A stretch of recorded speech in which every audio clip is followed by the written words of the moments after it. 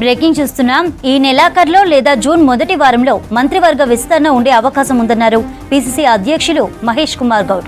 వివిధ సమీకరణాల వల్లే మంత్రివర్గ విస్తరణలో కొంత ఆలస్యం అవుతోందన్నారు. మంత్రులు అందరం కలిసే ఉన్నాం, కావాలనే కొందరు తప్పుడు ప్రచారం చేస్తున్నారని చెప్పారు. ఈ నెల 26, 27 తేదీల్లో పిసిసి కార్యవర్గం ఖరారయ్యే ఛాన్స్ ఉందన్నారు. సీఎం మార్పు ప్రతిపక్షాల తప్పుడు ప్రచారం మాత్రమే అన్నారు. బీఆర్ఎస్లో 3 ముక్కలాట నడుస్తోందన్నారు మహేష్ కుమార్ గౌడ్.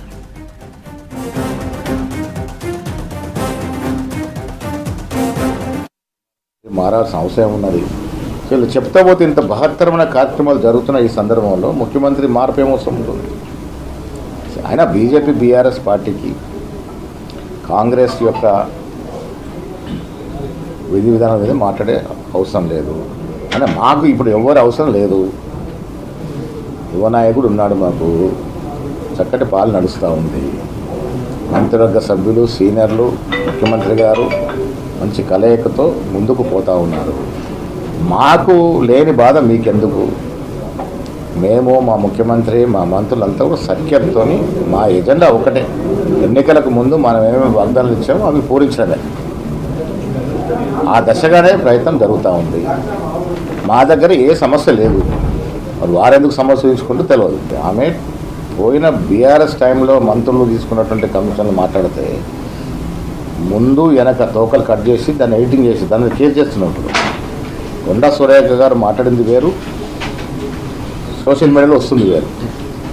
అంటే మొండేమో తోక కట్ చేసేసరికి అదేమైపోయింది, మొత్తానికి డిఫరెంట్ అని తీసుకున్నాం. అందుకే ఇప్పుడు సోషల్ మీడియా వాళ్ళు ఎవరైతే దీన్ని పెట్టినారో వాళ్ళ మీద సైబర్ క్రైమ్ డిపార్ట్మెంట్లో ఆమె కేసు చేయడం జరుగుతాం. ఈ రాష్ట్రంలో బీఆర్ఎస్ పని అయిపోయింది. చాలా సందర్భాలు చెప్పాను. ఇప్పుడు ఉనికి కోసం అయితే తాపత్రయపడుతుంది తప్ప బీఆర్ఎస్ ఇంకా ప్రజలు ఆదరిస్తారని నేను అనుకోవట్లేదు. అక్కడ 3 ముక్కలాట నడుస్తూ ఉంది. కవితకి కేసీఆర్కి, కవితకి కేటీఆర్కి, కేటీఆర్కి హరీష్ రావుకి అసలు ఏమాత్రం సొగసకుండా ఇబ్బడి ముబ్బడిగా అక్కడ ఇబ్బందులు పడుతూ ఉన్నారు. ఇవన్నీ తెలుసుకొని కేసీఆర్ గారు ఫామ్ హౌస్కే పరిమితం అయిపోయినారు. ఈ దశలో ఆ ఇబ్బందులు ఎందుకని ఇంకా వాళ్ళు ప్రజల గురించి ఆలోచించే పరిస్థితి ఎక్కడ ఉంది? అదే మళ్ళీ అధికారంలోకి వస్తామని చెప్పుకుంటే పగడికాల కంటే ప్రజలు నమ్మే పరిస్థితి లేదు. మొన్న కూడా బీజేపీ నాయకుడు మా మిత్రుడే కానీ అసలు ఏం మాట్లాడి అర్థమవుతలేదు. బీఆర్ఎస్ పార్టీ, బీజేపీ పార్టీ ఒకటే ఉన్నాయి. ఆ ఒకటిన్న